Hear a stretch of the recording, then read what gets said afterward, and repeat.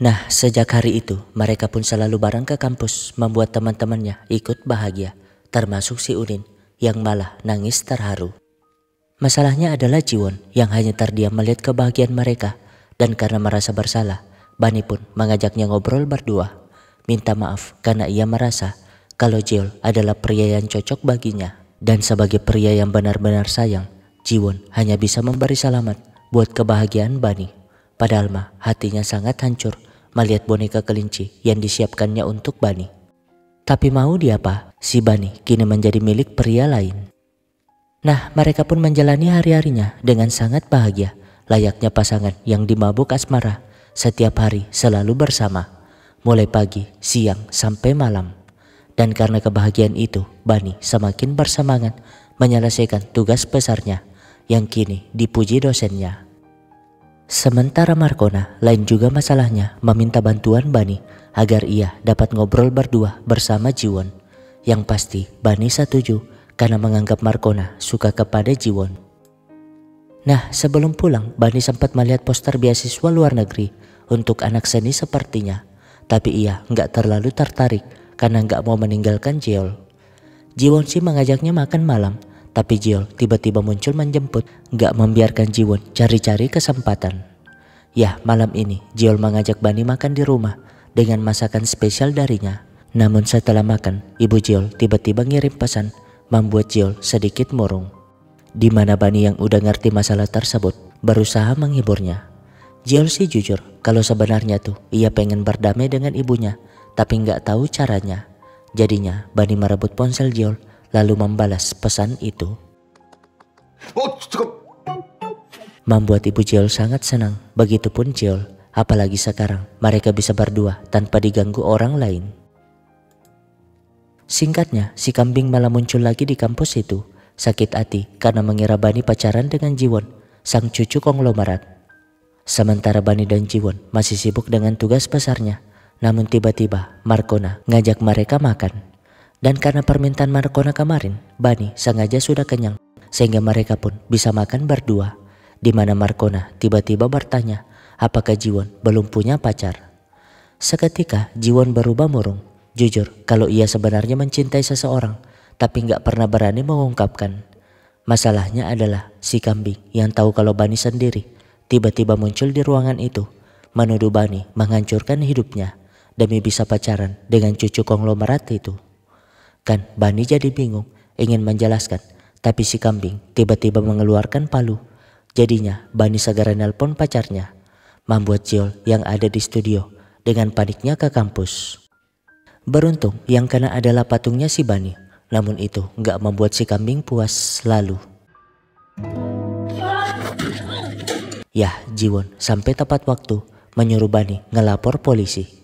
Dengan begitu, polisi pun menangkap si kambing dan Jeol yang datang terlambat ingin segera menonjok si kambing. Tapi Bani menahannya, yang penting dirinya baik-baik saja. Dengan begitu, Jeol pun mengantar Bani pulang meskipun merasa bersalah karena harusnya tuh dialah yang melindungi Bani, bukan si Jiwon. Besoknya Bani harus kerja ekstra demi memperbaiki patungnya yang rusak, di mana Jiwon dan lainnya siap membantu. Tapi Bani gak mau ngerepotin mereka. Namun tiba-tiba berita Jiwon menyelamatkan Bani semalam seketika viral, di mana orang-orang memuji Jiwon yang dikiranya pacar si Bani. Melihat berita itu, Jeol jelas cemburu. Tapi ketika Bani menelponnya, ia pura-pura gak masalah karena gak mau Bani kepikiran. Lagian Bani harus menyelesaikan patungnya, memintanya untuk mengabari jika terjadi sesuatu. Ya, sebagai kekasih yang bisa diandalkan, malamnya Jeol pun ngantar makanan buat Bani. Tapi melihat Jiwon terlalu dekat dengan kekasihnya, ia tentu cemburu, segera masuk memisahkan mereka dengan makanan tersebut. Alhasil ketika Bani ke WC, ia pun mengingatkan Jiwon untuk menjaga jarak dari pacarnya. 반이 도와주는 건 진짜 고마운데 그래도 30cm 미만은 접근 금지야. Nah, ketika pulang, Bani yang mulai pesimis minta maaf kepada ortunya kalau semester depan beasiswanya mungkin diputus. Tapi sebagai ortu yang bertanggung jawab, mereka jelas meyakinkan Bani kalau meskipun penghasilannya kurang, mereka dapat membayar uang kuliah. Padahal mah Bani tahu penghasilan ortunya, Tapi karena itu, Bani justru semakin bersemangat. Apalagi ditemani permen Kopiko, ia dapat memperbaiki patungnya dari siang hingga malam. Nah, karena kelelahan, ia malah ketiduran, gak sadar dengan pesan Jiol yang minta dikabarin saat selesai. Dan posisi Bani itu jelas membuat Jiwon semakin ingin memperhatikannya. Alhasil, besoknya Jiol yang juga ketiduran gelisah mengapa ponsel Bani gak aktif. Yah, entah gimana ceritanya, Bani udah tertidur di kamarnya. Sementara Jiol gak ada pilihan, buru-buru ke rumah Bani memperkenalkan dirinya sebagai pacarnya si Bani. Dan karena dia setampan Mimin, ortunya tentu menerimanya dengan senang. Setelahnya mereka pun sama-sama ke kampus, di mana Bani minta maaf karena terlalu sibuk, berjanji akan terus mengabari Jiol. Namun hari itu karena tugasnya gak lama lagi harus disetor, Bani lagi-lagi kerja sampai larut malam hingga ketiduran. Dan pastinya jiwa kesatria Jiwon semakin meronta-ronta. Di saat yang sama, Jiol yang gak menerima kabar dari Bani buru-buru ke studio. Tapi yang ditemukannya adalah Jiwon yang memberi selimut kepada kekasihnya. Tentu saja ia segera membangunkan Bani dan mengajaknya pulang, berusaha untuk tidak cemburu demi menjaga perasaan si Bani. Singkatnya, ibunya Bani yang melihat berita investasi bodong terheran-heran. Ada ya orang yang masih percaya investasi gituan. Tapi memperhatikan salah satu korban yang disyuting dari belakang, kok ia merasa familiar. Sementara di kampus, hasil tugas besar pun diumumkan, di mana patung Markona meraih nilai terbaik, membuat Bani kecewa karena dengan begitu beasiswanya diputus. Hanya saja ia berusaha tersenyum dan memberi selamat kepada Markona. Namun saat ingin pulang, ibunya tiba-tiba nelpon. Yah, ayahnya menjadi salah satu korban investasi bodong itu membuat Bani semakin bingung karena mereka nggak punya tabungan lagi, bahkan untuk bayar sewa rumah sekalipun. Berbeda dengan Jiol yang justru senang karena video mereka kemarin tuh lolos babak penyisihan lomba. Dan ia yang nggak tahu masalah malah mengabari Bani, bahkan mengajaknya untuk merayakan.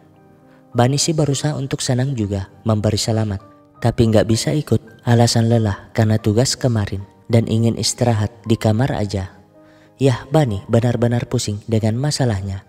Dan sebagai sahabat, Wati dan Ija tentu datang menghibur, bahkan mengajaknya minum di dekat sana. Masalahnya mereka juga mengajak Jiwon, di mana Bani pun mulai curhat kalau ia tuh nggak mungkin lagi meraih impiannya sebagai seniman dengan kondisi seperti itu. Di lain sisi, Jiol meminta yang lain pergi duluan karena ia ingin melihat Bani terlebih dahulu.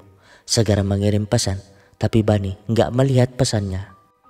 Sialnya, Udin dan yang lain melihat Bani di sana, sehingga mereka pun segera mengabari Jiol. Di saat yang sama, Wati dan Ija yang mabok pulang duluan, meninggalkan Bani dan Jiwon. Tapi masalahnya, Bani yang lelah malah ketiduran, dan jelas saja Jiwon nggak mungkin membiarkannya begitu. Segera menyandarkan kepala Bani di bahunya. Jadinya Jiol yang baru datang semakin cemburu, segera merebut Bani dan berkata,